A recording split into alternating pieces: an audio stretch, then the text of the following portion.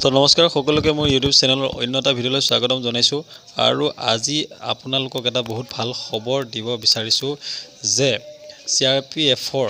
যিটো নেকি পোষ্ট ওলাব বুলি বহু দিনৰ পৰা অপেক্ষাত আছিলে বহুতে তো সেইটো পোষ্ট মুকলি হৈছে আৰু আপোনালোকে অনলাইন এপ্লাই কৰিব পাৰে তো টোটেল পোষ্ট হ'ল ৯,২১২টা আৰু অসমৰ বাবে ২৭৫টা ল'ৰাৰ বাবে আৰু ছোৱালীৰ বাবে দুটা পোষ্ট আছে তো পোষ্ট যথেষ্ট বেছি আছে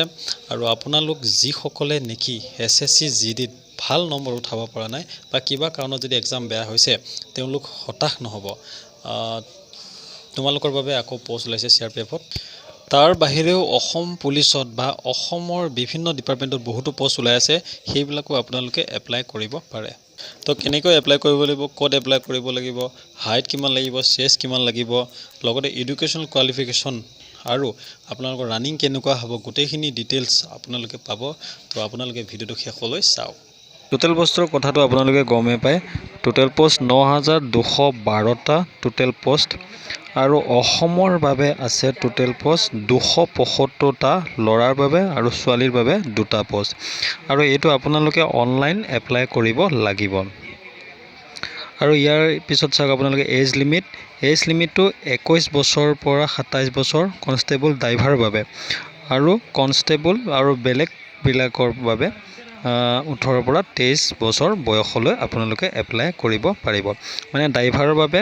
21 পৰা 27 বছৰ আৰু ড্ৰাইভাৰৰ বাদে যিবিলাক বাকীবিলাক পোষ্ট আছে সেই পোষ্টবিলাকৰ বাবে 18 পৰা 23 বছৰ বয়স হ'ব লাগিব ইয়াৰ বাহিৰে আপোনালোকে এজ ৰিলেক্সেশ্যন পাব ST SC বাবে 5 বছৰ OBC MOBC 3 বছৰ আৰু এক্স সাৰ্ভিসমেনে 3 বছৰ এজ ৰিলেক্সেশ্যন পাব এটা চাও এডুকেশ্যন কোৱালিফিকেশ্যন আপোনালোকে 10 পাছ হ'ব লাগিব আৰু লগতে যিটো পোষ্টত আপোনালোকে এপ্লাই কৰিব সেই পোষ্টৰ টেকনিক্যাল পোষ্ট কেইটা মানে সেই টেকনিক্যাল কোৱালিফিকেশ্যন থাকিব লাগিব আৰু সেই টেকনিক্যাল কোৱালিফিকেশ্যন সেইটো তেদৰে হ'ব লাগিব মানে ধৰক আপোনালোকে ITF বা এনেকুৱা যিবিলাক বিভাগ থাকে সেই বিভাগবিলাকৰ আপোনালোকৰ সাৰ্টিফিকেট থাকিব লাগিব এতিয়া চাও এপ্লিকেশ্যন ফিজ UR EWS আৰু OBC 100 টকা পেমেন্ট কৰিব লাগিব আৰু তাৰ বাদে ST SC আৰু ফিমেল বা এক্স সাৰ্ভিসমেন তেওঁলোকৰ কোনো পেমেন্ট কৰিব নালাগে আপোনালোকৰ সিলেকশ্যন প্ৰসেছটো এনেকুৱা হ'ব প্ৰথমতে কম্পিউটাৰ বেছ টেষ্ট বা CBT হ'ব তাৰ পিছত আপোনালোকৰ ফিজিক্যাল ষ্টেণ্ডাৰ্ড টেষ্ট হ'ব ৰানিং হ'ব তাৰ পিছত আপোনালোকৰ ট্ৰেড টেষ্ট হ'ব তাৰ পিছত আপোনালোকৰ ডকুমেন্ট ভেৰিফিকেশ্যন হ'ব আৰু লাষ্টত আপোনালোকৰ মেডিকেল হ'ব আৰু মেডিকেলত পাছ কৰাৰ পিছত আপোনালোকৰ মেৰিট লিষ্টত নাম আহিব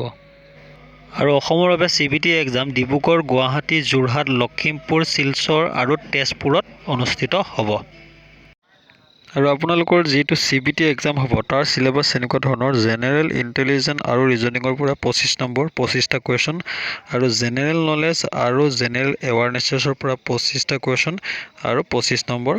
আৰু মেথছৰ পৰা 25টা কোৱেশ্চন আহিব 25 নম্বৰ আৰু ইংলিছ বা হিন্দী দুটা সাবজেক্টৰ ভিতৰত এটা কৰিব লাগিব তাৰ পৰা 25টা কোৱেশ্চন 25 নম্বৰ আহিব আৰু টাইম দিব আপোনালোকক 2 ঘণ্টা আৰু ইয়াত নিগেটিভ মাৰ্কো থাকিব 0.25 মানে 4টা ভুল হলে আপোনালোকৰ 1 নম্বৰ কাটা যাব এতিয়া আহো আমি হাইটৰ ওপৰত অসমৰ ক্ষেত্ৰত লৰাৰ ক্ষেত্ৰত 165 সেন্টিমিটাৰ লাগিব হাইট আৰু ছোৱালীৰ বাবে 155 আৰু নৰ্থ ইষ্টৰ STৰ বাবে 155 লৰাৰ বাবে আৰু ছোৱালীৰ বাবে 147.5 সেন্টিমিটাৰ লাগিব আৰু চেষ্টৰ কথা ক'ব গ'লে চেষ্ট অকৰ মেল কেণ্ডিডেটৰ বাবে আৰু অসমৰ মেল কেণ্ডিডেটৰ চেষ্ট লাগিব 78 সেন্টিমিটাৰ আৰু ফুলাব লাগিব 5 সেন্টিমিটাৰ আৰু STৰ বাবে নৰ্মেল লাগিব 76 সেন্টিমিটাৰ আৰু ফুলাব লাগিব 5 সেন্টিমিটাৰ আপোনালোকৰ এই পোষ্টৰ অনলাইন এপ্লিকেশ্যন আৰম্ভ হ'ব 27 মাৰ্চ 2023 পৰা আৰু লাষ্ট ডেট হ'ল এপ্লিকেশ্যন সাবমিট কৰা লাষ্ট ডেট 25 এপ্ৰিল 2023 তো বেছি দিন আপোনালোকৰ হাতত নাথাকিব তো সোনকালে সেই দিনৰ মাজতে আপোনালোকে এপ্লাইটো কৰি লব আৰু যেটো CBT কম্পিউটাৰ বেছ টেষ্টৰ তাৰ এডমিট কাৰ্ড আহিব আপোনালোকৰ 20 পৰা 25 জুন 2023 আৰু কম্পিউটাৰ বেছ টেষ্ট কেতিয়াৰ পৰা আৰম্ভ হ'ব সেইটো আপোনালোকৰ 1 জুলাইৰ পৰা 13 জুলাই 2023 ভিতৰত, মানে সেইকেইদিনৰ ভিতৰতে আপোনালোকৰ কম্পিউটাৰ টেষ্ট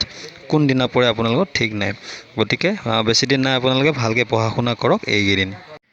তো ভিডিঅ'টোত ইমানেই আছিল আৰু ভিডিঅ'টো শেষলৈ চোৱাৰ বাবে সকলোকে ধন্যবাদ। আৰু যদি আপোনালোকৰ কিবা কুৱেশ্যন থাকে তেন্তে মোক তলত কমেণ্ট কৰি জনাব পাৰে। জয় হিন্দ।